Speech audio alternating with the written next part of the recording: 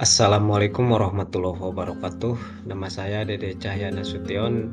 Saya dari SMP Negeri 4 Pancet Tengah, Kabupaten Tasikmalaya, sebagai calon guru penggerak angkatan 6. Akan mencoba memaparkan demonstrasi kontekstual implementasi pemikiran Ki Hajar Dewantara.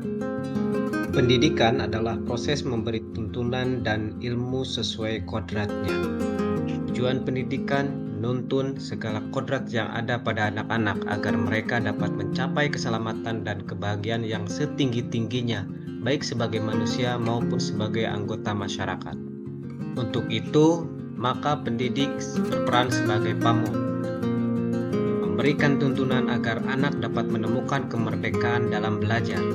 Tujuannya, memerdekakan manusia selamat dan bahagia. Ruang lingkup konsep pemikiran menurut Ki Hajar Dewantara. Yang pertama, merdeka belajar, menghamba pada anak, pendidikan budi pekerti, prinsip ajas trikon dan tripusat pendidikan. Pendidikan adalah persemaian benih-benih kebudayaan yang hidup dalam masyarakat berbudaya dengan tidak mengesampingkan kodratnya sebagai manusia. Dalam hal ini, prosesnya, guru harus menanamkan dengan kesabaran dalam menuntun segala potensi yang dimiliki oleh murid. Curahkan pikiran dan perasaan guru seoptimal mungkin pada anak. Yang kedua, berhamba pada anak. Filosofi ingarso sung tulodo ing madyo mangun karso tuturi handayani. Filosofi ini mensyaratkan pada guru untuk memberi tuntunan sesuai tahapan perkembangan anak dan budi pekerti sesuai kodratnya. Tuntunan ini selaraskan dengan pendidikan sosiokultural yang bersifat holistik.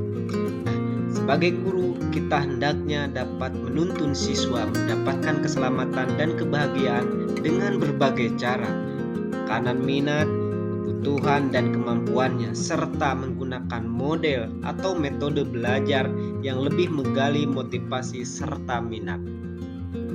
Yang ketiga, pendidikan budi pekerti. Menanamkan, mengembangkan potensi cipta, rasa, dan karsa agar tumbuh pribadi yang berakhlak mulia. Sebagai guru, senantiasa kita harus menanamkan karakter budi pekerti melalui interaktif dengan mereka agar memiliki budi pekerti luhur dalam mencapai kebahagiaan lahir dan batin. Yang keempat adalah prinsip ajas trikon. Yang pertama, kontinuitas, berkesinambungan secara terus-menerus dengan perencanaan yang baik. Yang kedua, konvergensi, bersifat terbuka dan menyesuaikan dengan alam dan zaman. Dan yang ketiga adalah konsentris, menuntun tumbuh kembang anak secara maksimal sesuai dengan karakter kebudayaannya. Itulah prinsip ajas trikon yang dikumandangkan dari prinsip pendidikan menurut Ki Hajar Dewantara. Sedangkan yang kelima adalah tripusat pendidikan. Keberhasilan pendidikan dapat tercapai dengan memahami dan memadukan konsep tripusat pendidikan, lingkungan keluarga, lingkungan sekolah, dan lingkungan masyarakat. Nah, tripusat pendidikan ini merupakan bagian terpenting dan sangat berpengaruh terhadap keberhasilan pendidikan anak dalam belajar sesuai kodratnya. Sebagai guru, kita harus bisa menggamit ketiganya sebagai partner pendidikan dan sebagai sumber belajar untuk melahirkan anak didik menjadi generasi yang unggul dan berbudi luhur. Itulah konsep pendidikan menurut Ki Hajar Dewantara yang dapat kita implementasikan di sekolah.